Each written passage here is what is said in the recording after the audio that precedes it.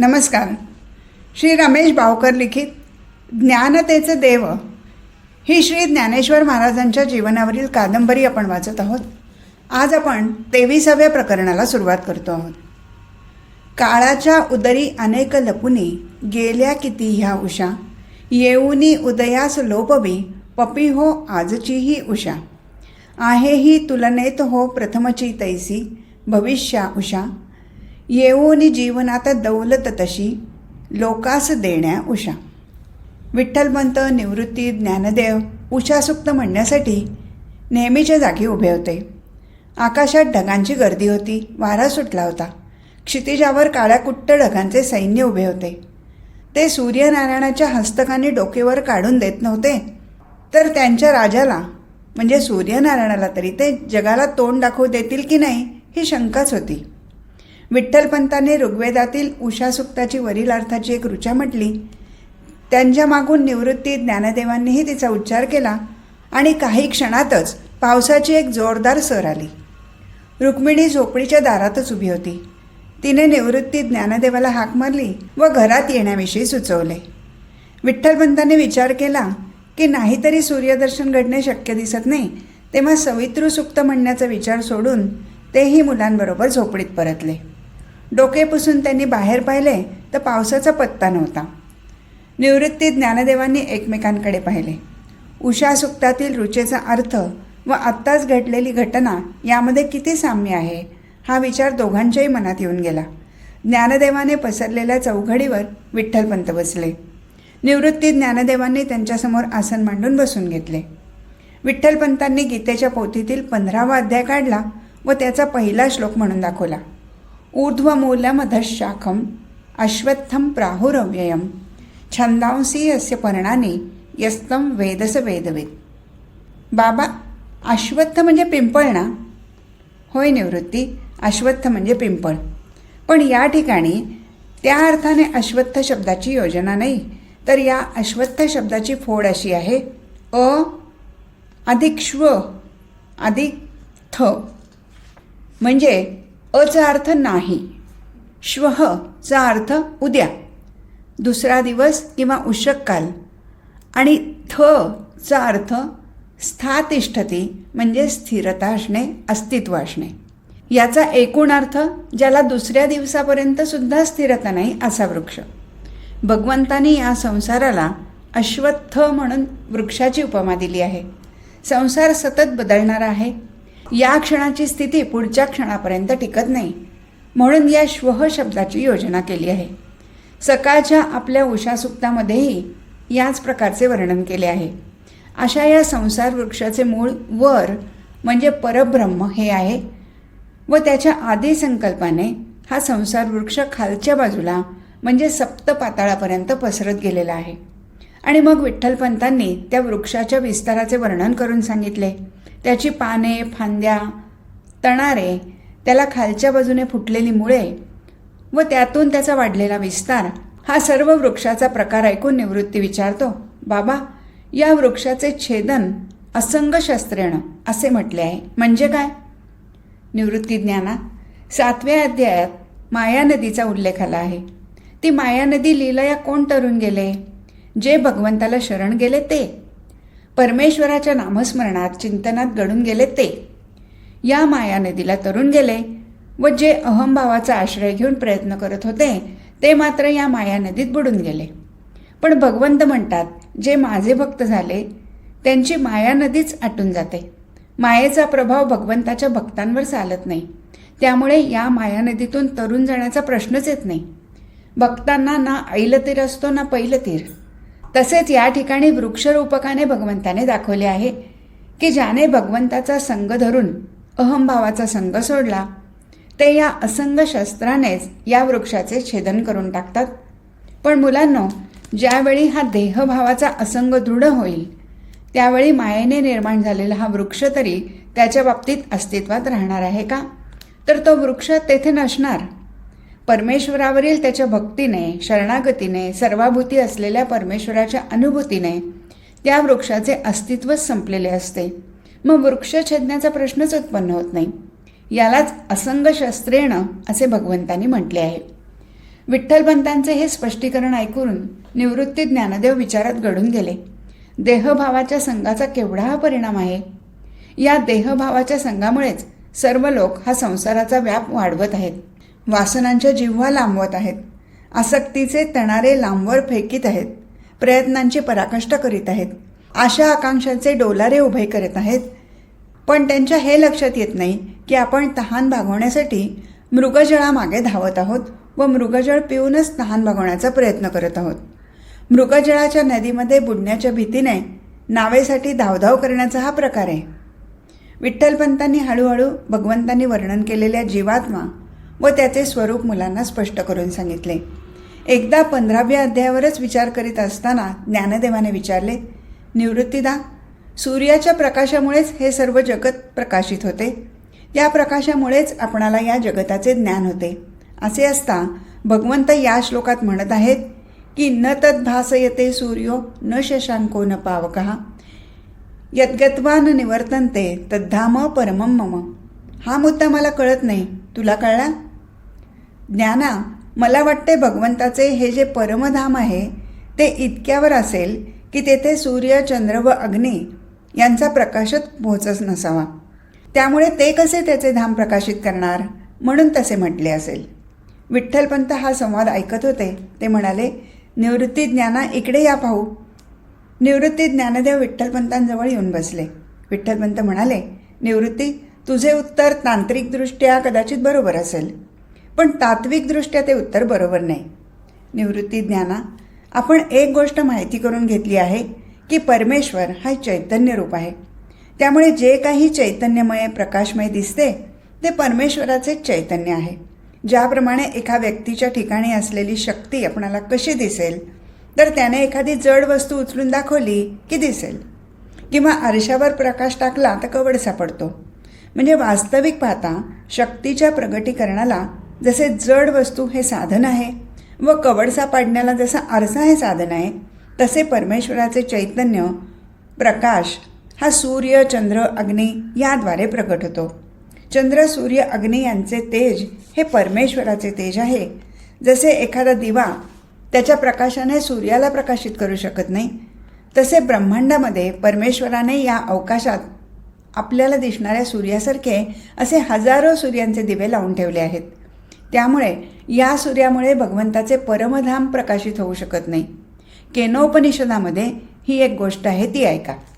असे सांगून विठ्ठलपंतांनी केनोपनिषदातील इंद्र, अग्नी व वायू यांना दिसलेल्या दिव्य पुरुषाची कथा मुलांना सांगितली व शेवटी विठ्ठलपंत म्हणाले, मुलांनो, परमेश्वराने ते दिलेले सामर्थ्य काढून घेतले तर चंद्र, सूर्य व अग्नी हे भिंतीवरील काढलेल्या चित्राप्रमाणे दिसतील. त्यांच्यापासून ना प्रकाश, ना उष्णता, ना शीतलता.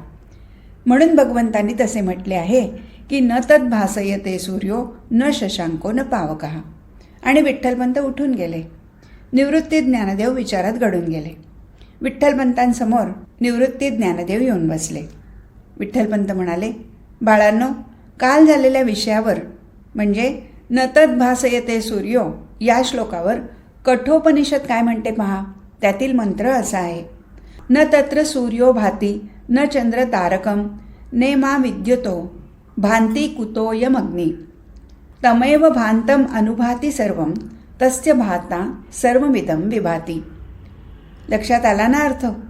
होय बाबा, जेथे ना सूर्य प्रकाशतो ना चंद्र तारका, विजाही जेथे चमकत नाहीत, तर मग हा अग्नी कुठून चमकणार? या प्रकाशणाऱ्याच्या मागोमाग त्याला अनुसरून सर्व प्रकाशते. त्याच्या प्रभेने हे सर्व प्रकाशते. असेच ना बाबा? अगदी बरोबर. बाबा, या पुढच्या श्लोकाचा दुसऱ्या चरणाचा अर्थ नीट समजला नाही. मनःषष्ठानींद्रियाणी प्रकृतीस्थानी कर्षती, म्हणजे नेमकी काय प्रक्रिया होते ते लक्षात येत नाही. निवृत्ती ज्ञाना, 6व्या अध्यायात 8व्या अध्यायात पुनर्जन्माचा प्रकार वर्णन केला आहे. ज्यावेळी जीवात्मा देह सोडतो व दुसऱ्या देहात प्रवेश करतो, त्यावेळी तो या देहातून कसा बाहेर पडतो याचे वर्णन बृहदारण्यक उपनिषदात आलेले आहे. त्याची सविस्तर माहिती मी तुम्हाला नंतर सांगेन. प्रथम मला सांगा, आपण घर बदलले तर काय करतो? आपण घरातील सर्व वस्तू घेऊन जातो. मागे काय राहते? मोकळे घर. घराच्या भिंती, दारे, गवाक्षे वगैरे, कारण ती आपण घेऊन जाऊ शकत नाही, ती घराचा एक भाग असतात. तसे देह हे घर आहे. या घरातील संसार म्हणजे वासना. वासनाने देह भरला आहे. घरातील संसाराचा व्याप ज्यांनी उत्पन्न केला व वाढवला, ती घरातील माणसेही नवीन घरात जातात. तसे या देहातील संसार ज्यांनी सुरू केला व वाढवला, ते पंच ज्ञानेंद्रिये व मन या 6 जणांसह हा वासना देह जीवात्मा घेऊन नव्या देहात प्रवेश करतो व तेथे पुन्हा नव्याने संसार सुरू करतो. आपल्याला जसे जुने घर सोडताना दुःख होते, आपले पाय त्या घरातून निघत नाहीत, पण परिस्थिती जबरदस्तीने आपणाला नवीन घरात नेते, तसेच ही पंच ज्ञानेंद्रिये व मन यांना हा देह सोडावासा वाटत नाही, म्हणून त्याला कर्षती असे म्हटले आहे, म्हणजे ओढून नेतो. आणि हा विषय आणखी चांगला समजण्यासाठी विठ्ठलपंतांनी बृहदारण्यक उपनिषदातील उत्क्रांती हा अध्याय समजून सांगितला. ते सर्व ऐकून निवृत्ती ज्ञानदेवांचे समाधान झालेले त्यांच्या चेहऱ्यावरून दिसून आले. विठ्ठलपंत निघून गेल्यावर निवृत्ती ज्ञानदेव या विषयावर बराच वेळ चर्चा करत होते. मध्यान्ह टळून गेली होती. भुकेने मुलांच्या पोटात कावळे ओरडत होते. निवृत्ती ज्ञानदेवांनी पत्रावळी मांडायला सुरुवात केली. रुक्मिणीने पाहिले तो मुलांचे चेहरे म्लान झालेले होते. त्यांची ती अवस्था पाहून रुक्मिणी म्हणाली, आज वैश्वानर चांगलाच प्रदीप्त झालेला दिसतोय. चेहरे पहा कसे करपून गेलेले दिसत आहेत. रुक्मिणीचे वाक्य निवृत्ती ज्ञानदेवाने मागे तसे पुष्कळ वेळा ऐकले होते, पण त्याचा अर्थ तितका प्रत्ययाला आला नव्हता. पण आज अहम वैश्वानरो भूत्वा हा श्लोक वाचून त्याचा अर्थ समजून घेण्याचा प्रयत्न चालू होता. पण अन्नाचे पचन करणारा हा अग्नी आहे एवढे समजले होते. पण रुक्मिणीच्या तोंडून वैश्वानर शब्द ऐकताच तिला ह्याविषयी चांगलीच माहिती असेल असा ज्ञानदेवाने मनामध्ये कयास बांधला व तो म्हणाला, आई, या वैश्वानर अग्नीविषयी जरा सविस्तर सांगतेस का? रुक्मिणी म्हणाली, ज्ञाना, तुला आता भूक लागली आहे ना, मग आधी जेवून घे, मग दुपारी यांची विश्रांती झाली की विचार त्यांना. पण आई, तू सांग ना, बाबा तर रोजच शिकवतात, मला तुझ्या तोंडून ऐकायचे आज. बरं ऐक बाबा, सृष्टीत चाललेल्या अनेक यज्ञांपैकी देहामध्ये सुद्धा एक यज्ञ चाललेला असतो. यज्ञ म्हटले की अग्नी आणि आहुती आल्याच. त्याप्रमाणे देहातील जठराग्नीला वैश्वानर म्हणतात व त्याला प्रदीप्त ठेवण्यासाठी अन्नाची आहुती देत असतात. त्याचा विधी तुझे पिता रोज जेवताना करीत असतात. ते तू आज लक्ष देऊन पहा, म्हणजे तुला कळेल. शरीरातील पंचप्राणांना या आहुती दिल्या जातात व त्या योगेस हा यज्ञ चालू ठेवला जातो. अग्निहोत्री जसे अग्नी सातत्याने राहावा म्हणून आवश्यक तेवढे इंधन पुरवत असतो, तसा वैश्वानर अग्नी प्रदीप्त राहावा एवढ्याच अन्नाचे ग्रहण करावे, म्हणजे तो यज्ञविधी होतो. नाहीतर जिभेचे चोचले पुरवण्यासाठी भरमसाठ खाण्याची सवय लागते व देहाचे आकारमान वाढते. ज्ञाना, एवढेच मला माहीत आहे. यापेक्षा तुला जास्त माहिती पाहिजे असल्यास यांना विचार. रुक्मिणीने केलेला खुलासा ज्ञानदेवाला पटला होता. ज्ञानदेवाने जेवताना विठ्ठलपंतांनी घातलेल्या आहुती व प्राणाहुती पाहिल्या होत्या. जेवण झाल्यावर त्याने विचारले, बाबा, जेवताना तुम्ही ज्या आहुती घालता त्यावेळी काय म्हणता? मी जे काय म्हणतो ते तुला छांदोग्य उपनिषदात मिळेल, तेच मी तुला सांगणार आहे.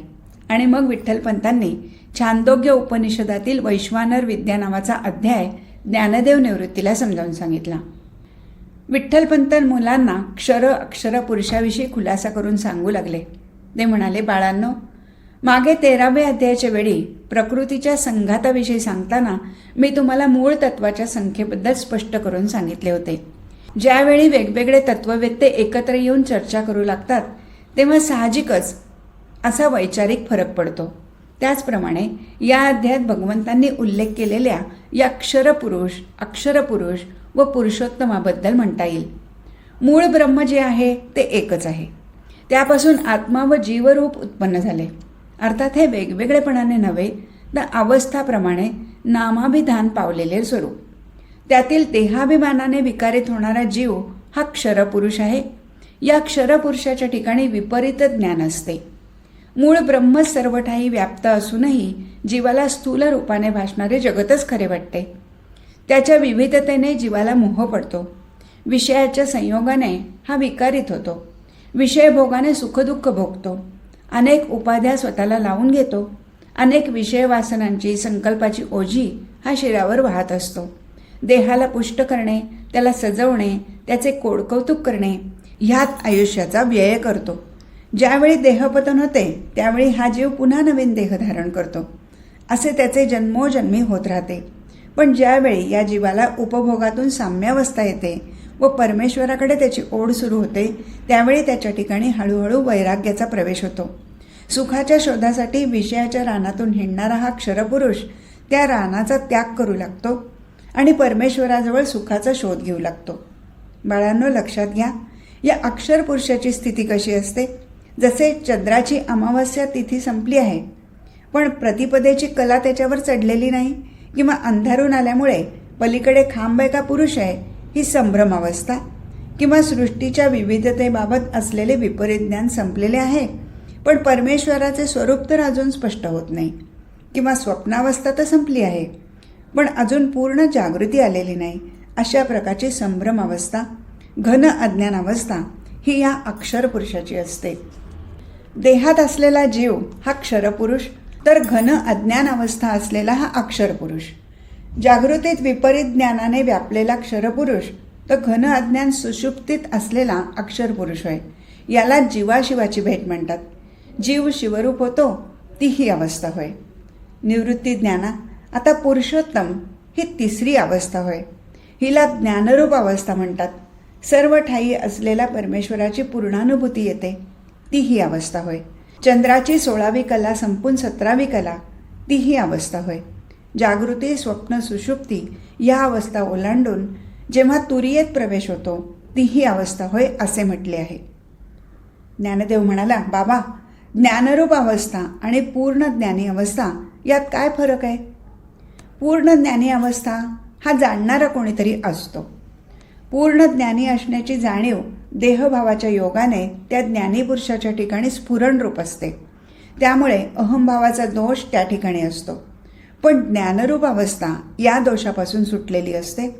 सूर्य हा प्रकाशरूप आहे, कापूर हा परिमल रूप आहे, साखर ही गोड रूप आहे. तसा परमेश्वर हा ज्ञानरूप आहे. त्याचा अर्थ सूर्याच्या ठिकाणी तो प्रकाशतो याची जाणीवच नसते. त्याला अंधार माहीत नाही, त्यामुळे अंधार सापेक्ष प्रकाश त्याला माहिती नाही. सूर्य अंधार पाहू जाईल तर अंधारच प्रकाशमय होईल. म्हणून सूर्य हा प्रकाशरूप आहे. तसेच साखर ही गोड रूप आहे आणि त्याच पद्धतीने परमेश्वर हा ज्ञानरूप आहे. म्हणून परमेश्वराला ज्ञानरूप म्हटले आहे. निवृत्ती म्हणाला, बाबा, या अक्षर पुरुषाविषयी उपनिषदामध्ये काही उल्लेख आला आहे का. निवृत्ती, ब्रह्म परमात्मा याविषयीच मुख्यत्वे उपनिषदामध्ये चर्चा आहे. त्यामुळे अक्षर पुरुषाविषयीही काही उपनिषदांमध्ये चर्चा आलेली आहे. त्यापेक्षा मंडूक उपनिषदामध्ये 2 पक्षाविषयीचा उल्लेख आहे. एक पक्षी झाडावरील फळांचा आस्वाद घेत असतो व दुसरा पक्षी साक्षीत्वाने ते पाहत असतो. जो पक्षी फळाचा आस्वाद घेतो तो क्षरपुरुष व जो साक्षीत्वाने पाहतो तो अक्षर पुरुष होय. आणि मग विठ्ठलपंतांनी ते मंत्र व त्याचा अर्थ दोघांना स्पष्ट करून सांगितला. ते पुढे म्हणाले, ज्ञाना, याशिवाय श्वेताश्वेतर उपनिषदामध्येही या अक्षर पुरुषाचा उल्लेख आहे. असे म्हणून विठ्ठलपंतांनी त्यातील अभिज्ञान या प्रकरणातील अक्षर पुरुष, माया या प्रकरणातील जीव, शिवस्वरूप, केवळ एक शिवचमधील अक्षर पुरुषाचे स्वरूप आणि शेवटी जीव प्रकरणातील क्षरपुरुषाचे वर्णन करून सविस्तर माहिती दिली. या स्पष्टीकरणाने निवृत्ती ज्ञानदेवाला खूपच समाधान झाले. बाबा, हा विषय आम्हाला उत्तम समजला. मग बाबा, या जीवाला ज्ञानरूप होण्यामागे कोणती अडचण आहे. विठ्ठलपंत म्हणाले, निवृत्ती ज्ञाना, या ज्ञानरूप होण्यामागे त्रिगुण म्हणजे सत्व, रज व तम यांचे बळ, त्यांचा वरचढपणा हा जीवाला वेगवेगळ्या विकाराच्या आहारी पडतो. तसेच या गुणांच्या वरचढपणामुळे जे विकार वासना जीवाच्या ठिकाणी उत्पन्न होतात त्याचे संस्कार चित्ताच्या ठिकाणी दृढ होतात. या जन्मोजन्मीच्या संस्कारामुळे जीव हा दैवी किंवा आसुरी संपत्तीने युक्त होत जातो. अशा प्रकारे या त्रिगुणांनी लिप्त असलेला व या संपत्तीने युक्त असलेल्या जीवाला हे ज्ञान पूर्णपणे प्राप्त होत नाही. जेथे परमेश्वराचे ज्ञान पूर्णपणे प्राप्त होत नाही तेथे तो जीव ज्ञानरूप होणार तरी कसा. बाबा, हे त्रिगुण व या दोन्ही संपत्ती जीवाला कशा प्रकारे ज्ञानप्राप्तीला अडथळा करतात हे स्पष्ट करून सांगा ना. विठ्ठलपंतांनी मग क्रमशः त्रिगुणांपैकी प्रत्येक गुणाच्या वरचढपणामुळे जीवाच्या ठिकाणी उत्पन्न होणारे विकार काय असतात, त्याची वृत्ती कशा प्रकारची असते, त्याच्या ठिकाणी कोणते गुणदोष उत्पन्न होतात हे सर्व स्पष्ट करून सांगितले. ज्या गुणाच्या वरचढपणाच्या वेळी मृत्यू आला असता जीवाला कोणती गती मिळते व तो कोणत्या योनीतून जन्माला येतो त्याचेही खुलासेवार वर्णन करून सांगितले. तेव्हा ज्ञानदेव म्हणाला, बाबा, सत्वगुणानेही जीवाला बंधन पडते याचे मला आश्चर्य वाटते. ज्ञाना, अत्यंत सत्वगुणी जीवसुद्धा देहभावाच्या आश्रयानेच कार्य करत असतो हे लक्षात ठेवले पाहिजे. आता मी ब्रह्मज्ञानी झालो, आम्ही परिपूर्ण झालो असे देहभावाच्या जाणीवेने सांगणारा जीव हा सुद्धा ज्ञानरूप होण्याला स्वतःच अडथळा होतो.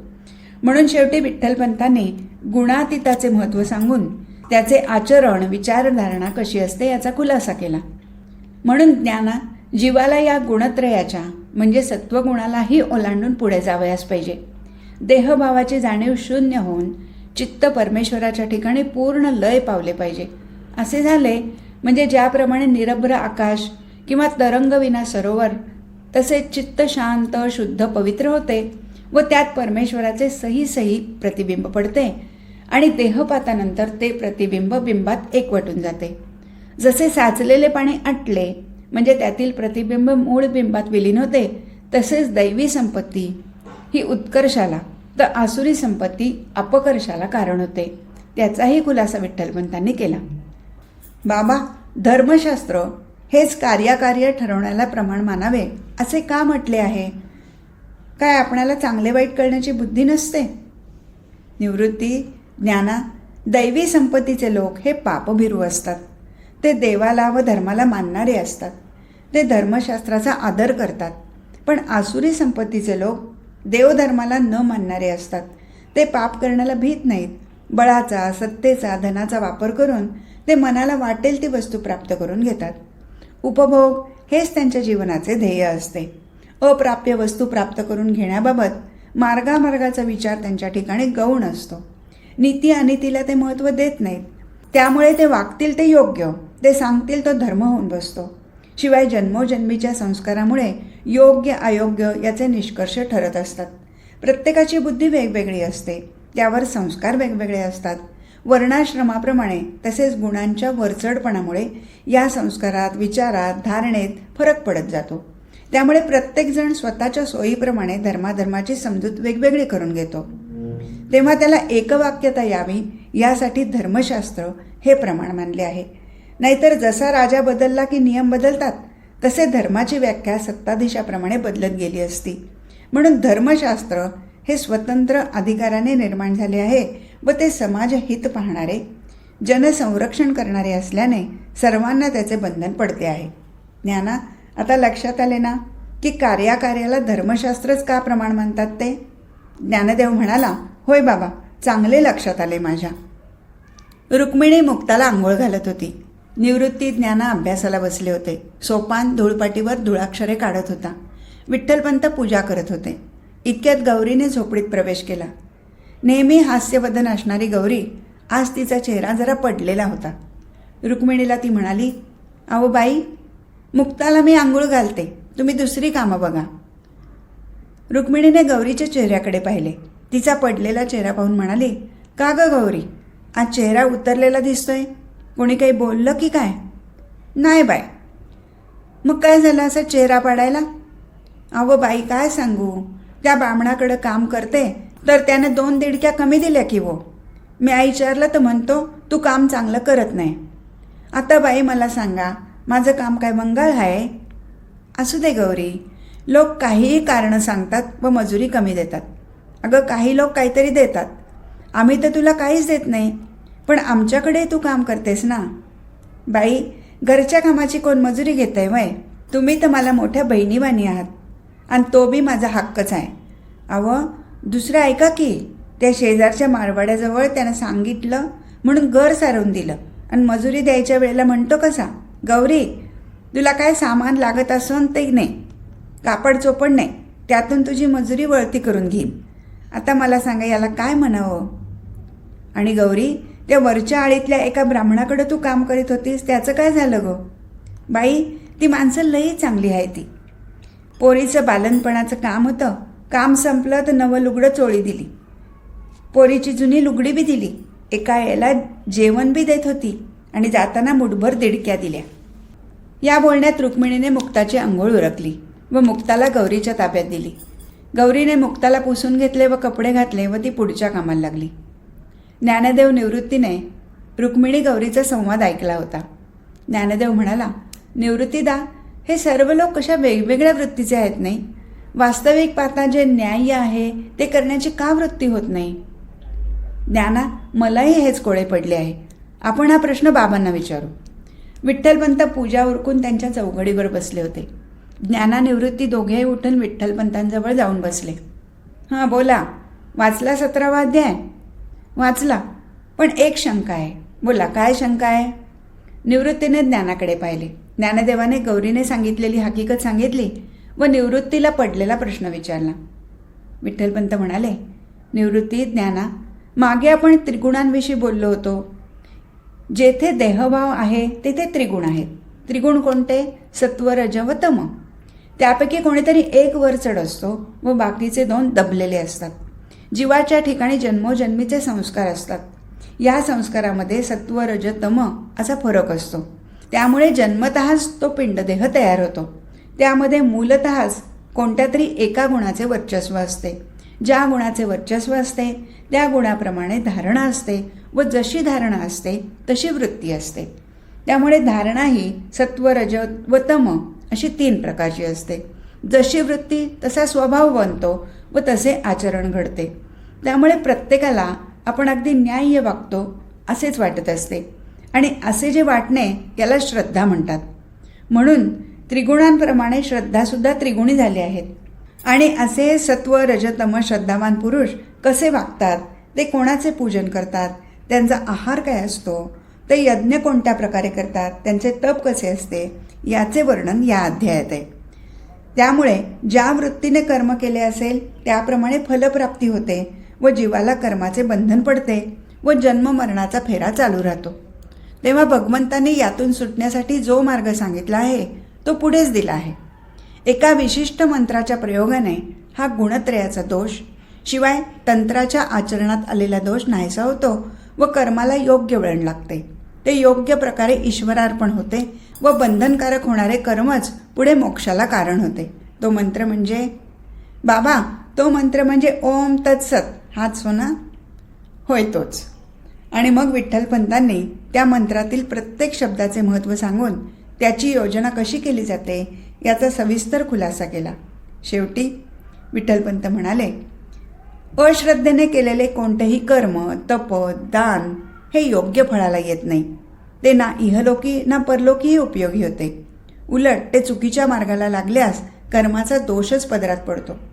निवृत्ती ज्ञानदेवांनी अध्यायाच्या शेवटच्या श्लोकावरून नजर फिरवली. आज इथेच थांबू. हरिओम तत्सत.